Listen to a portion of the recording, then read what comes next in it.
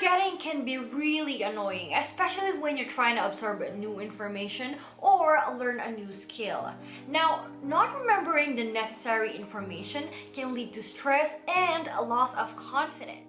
But once you understand the concept of why we forget things, it would be easier to take steps on how to prevent it and learn what makes it stick. Hey folks, welcome back to my channel where I talk a lot about productivity and lifestyle. Now in this video, I will be sharing with you 5 tactics that has helped me recall information even for the past couple of years. Now without further ado, let's get started.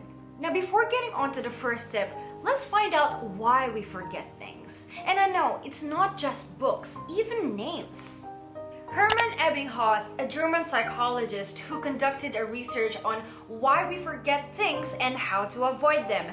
Now, his research led to the forgetting curve, a graphical representation of how learned knowledge deteriorates with time. He quoted, "We forget 50% of what we learned within the first couple of hours unless we put it into practice or we are continuously provided with access to knowledge." Over time, as memory deteriorates and we don't try to relearn stuff over and over again, as hours, days, or weeks pass, we recall less of it. Now, a technique for periodically reviewing materials is called spaced repetition. And with spaced repetition, the intervals are closely spaced together at the start of the learning process.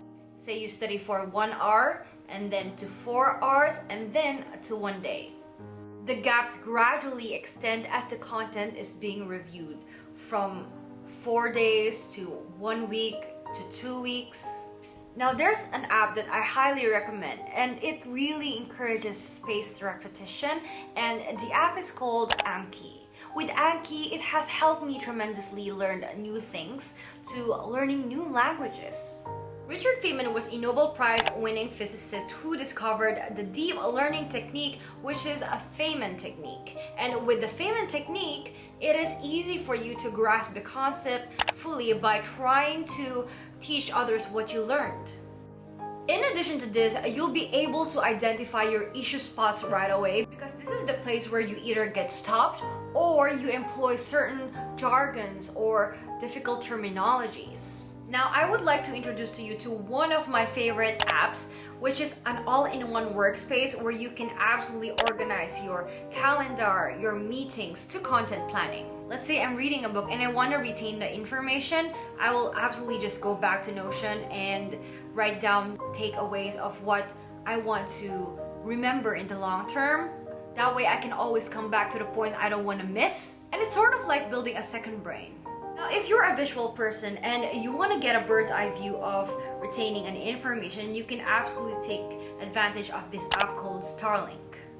Now, there's another way to do this. You can either draw it in a paper or in an iPad, doesn't matter, as long as you're able to draw spider diagrams, and you'll be able to replicate the one in the app.